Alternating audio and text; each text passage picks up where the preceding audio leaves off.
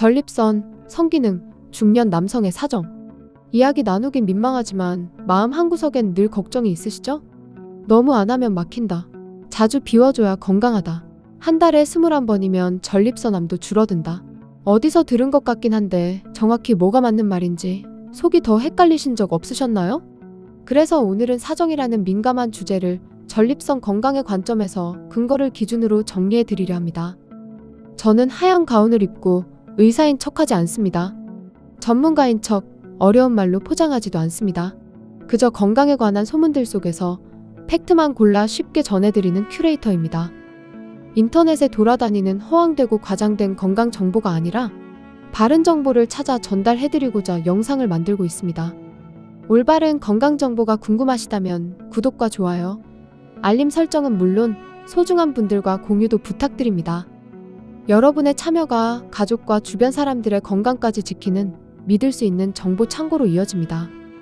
이제 숫자와 사실만으로 말씀드릴게요. 지금 시작합니다.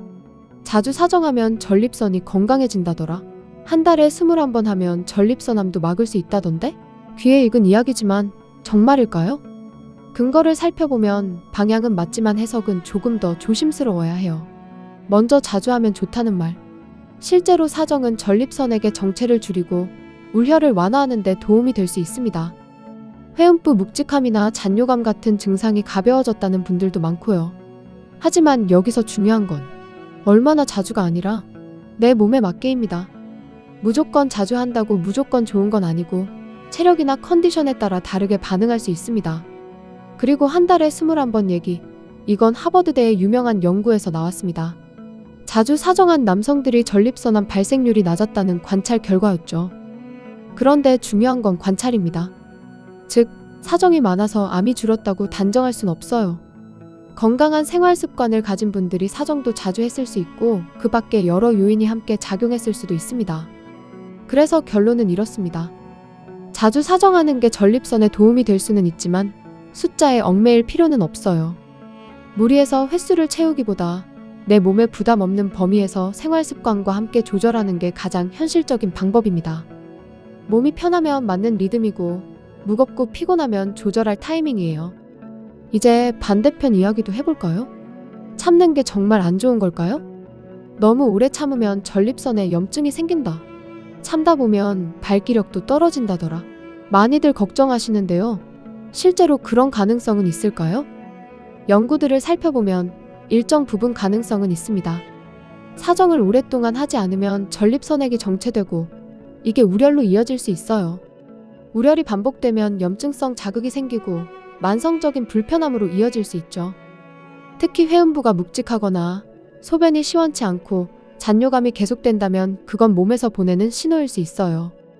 간격이 너무 길다는 뜻일 수도 있고요. 그리고 발기력과의 관계도 무시할 수 없습니다. 너무 오랜 기간 사정을 피하거나 억제하는 습관은 성적인 자극에 대한 반응 자체를 둔감하게 만들 수 있어요.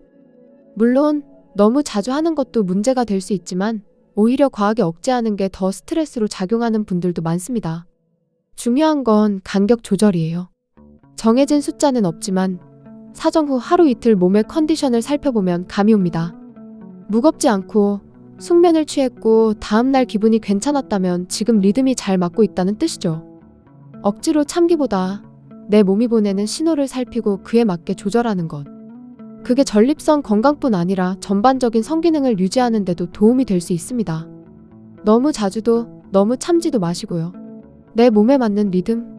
이 말 다시 한번 기억해 주세요. 아참, 지금까지 영상 보고 계시다면 구독과 좋아요 눌러주셔야 하는 거 아시죠? 그리고 이런 정보가 필요할 누군가에게 공유해 주시는 것만으로도 그분의 건강을 지킬 수 있다는 것을 기억하셔야 해요. 검진을 앞두고 이런 걱정 해보신 적 있으실 거예요. 전날 사정하면 PSA 수치가 올라간다던데 검진 결과에 영향 줄까?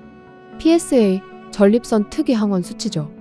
전립선에서 나오는 단백질인데 전립선암이나 비대증, 염증이 있을 때 수치가 올라가는 경향이 있어요.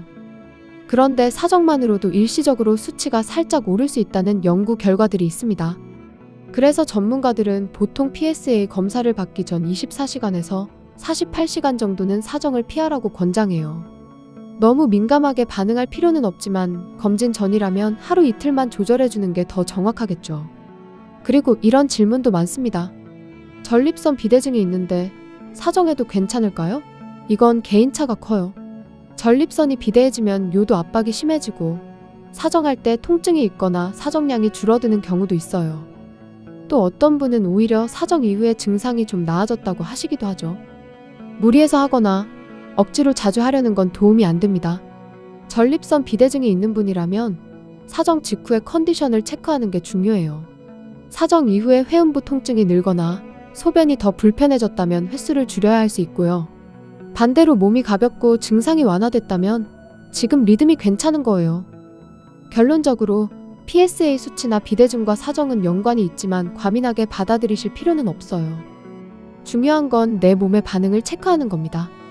검진 전엔 하루 이틀 피하시고 평소엔 무리 없이 리듬을 유지하시면 됩니다. 나이가 들면 사정 횟수도 줄여야 한다. 50대는 일주일에 한 번, 60대는 열흘에 한 번이 적당하다. 이런 말 들어보신 적 있으시죠? 실제로 정해진 기준이 있는 걸까요? 정답부터 말씀드리면 정확한 횟수 기준은 없습니다. 연령별로 권장 횟수가 정해져 있진 않지만 몸이 받아들이는 리듬은 분명 달라지죠. 50대는 대체로 체력과 성호르몬 수치가 유지되는 편이라 일주일에 한두 번 정도가 무난하다는 의견이 많고요. 60대부터는 피로 회복 속도나 수면의 질에 따라 더 간격을 벌리는 경우도 있습니다. 70대 이상이 되면 한 달에 두세 번도 충분하다고 느끼는 경우도 많고요. 중요한 건 숫자가 아니라 몸의 반응이에요. 사정 후 피로가 오래가거나 잠이 뒤숭숭해지고 다음날 기력이 뚝 떨어진다면 지금 리듬이 과하다는 신호일 수 있어요. 반대로 몸이 개운하고 컨디션이 유지된다면 잘 맞는 간격인 거죠.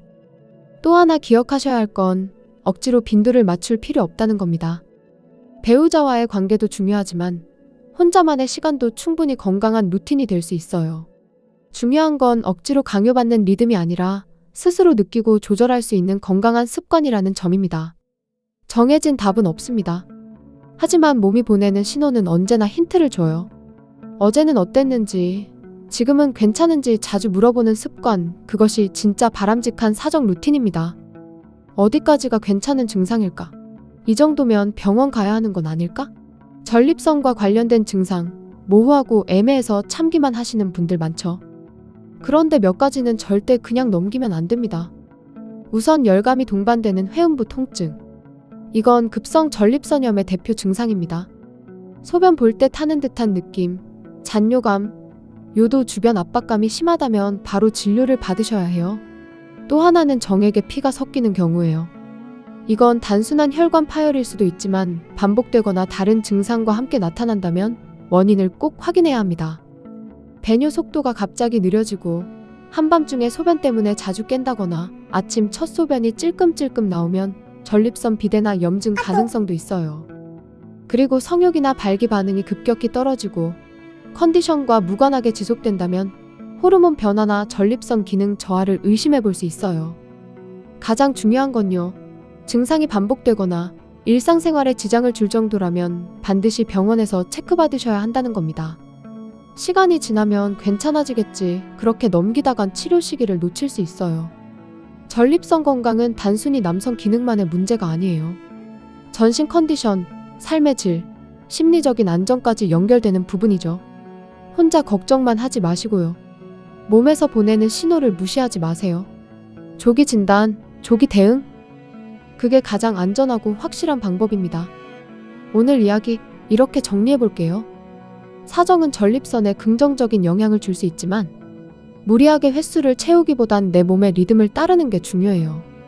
참는 것도 과한 것도 부담이 될 수 있으니 피로감, 배뇨 상태, 회음부 감각 이런 신호들을 자주 확인해 보세요.